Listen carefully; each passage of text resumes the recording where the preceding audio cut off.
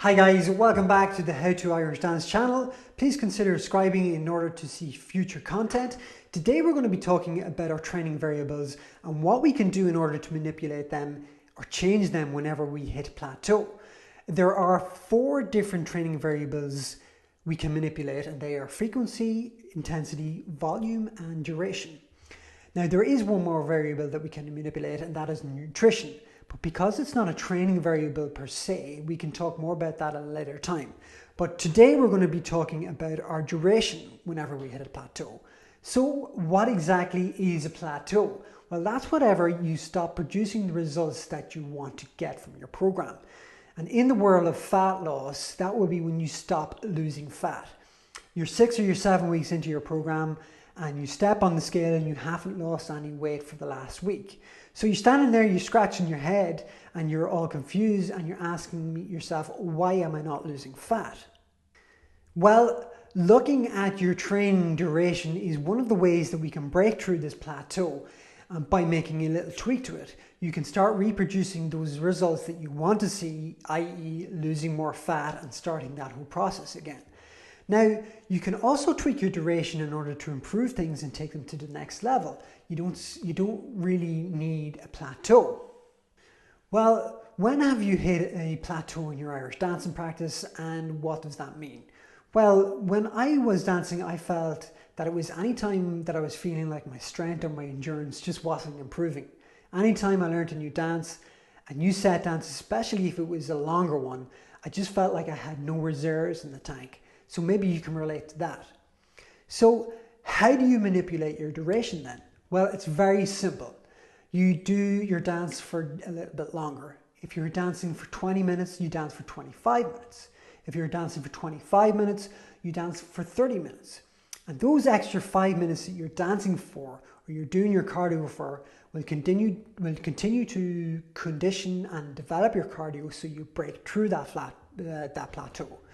In fat loss terms, it's those extra 5 minutes of burning calories that will help you start the fat loss again. And you can keep on adding in duration like this, time and time again, each time you see a plateau. But give yourself enough time to tell whether it's the duration that's working or not. And what I mean by that is this. Don't do 25 minutes one day, then 35 minutes the next day, and then on the third day you do 20 minutes. Try to keep everything as consistent as possible so you know it was the tweak in duration that helped you break through the fat loss or your plateau. Now, over the next coming few weeks, we're going to talk about frequency, intensity and volume and how we can relate these to our Irish dancing practice. But in the meantime, please consider subscribing in order to see this content. Today, before we close out the video, I want to show you my hard shoe Irish dancing shoes. And I've made a few modifications to them since I got them. Now, here they are. So, what modifications have I made since I bought them? Well, you can see here that on the heel, I've added just a little bit of chunk extra onto the heel. Doing this, why did I do this? Well, doing this, I felt like I was able to get a little bit more vocabulary out of the heel of the shoe. It made it easier for me because I didn't have to bend my knees in order to scuff through that heel as much. Another mod that I made was I put an extra wee bit of leather here directly under the pad of the feet. And what this did, remember last week we were talking about high impact Irish dancing. Well, what this pad does is it gives a little bit more, I suppose, shock absorption to that high impact nature of Irish dancing. Now some people do this by putting a layer of foam on the inside of the shoe, but I always felt that actually kind of made my foot feel a little bit smaller whenever I put it into the shoe, like my foot didn't have as much room. So you're going to have to play around with that if you want to make these sort of modifications to your shoe.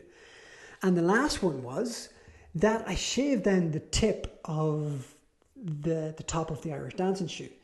I thought doing this might have compromised a little bit on the sound that the Irish dancing shoe made, but happily enough for me that it didn't. And because I did that, it stopped putting as much pressure here on the same part where I have the padding of the foot. So if you can imagine, the large tip would have pushed, as it was on the ground, the large tip would have pushed up the top of my toes a wee bit like that, putting an extra wee bit of pressure here and my foot there. So I felt like taking down the tip a wee bit helped with that. And also, you're not walking around with as much weight on your feet, which these things are, they're pretty heavy, so there's a few pounds in them. So yeah, I had to make a few modifications to them. They're working brilliantly. I've been wearing them every day for the last 8 or 9 months. I don't think there are many professional Irish dancers out there who haven't made some sort of modifications to their Irish dancing shoe. I think it's kind of necessary whenever you get to that level or that stage of the game. So that's it. Please make sure to subscribe in order to see future content. My name is Alan Fox, and I will see you next week.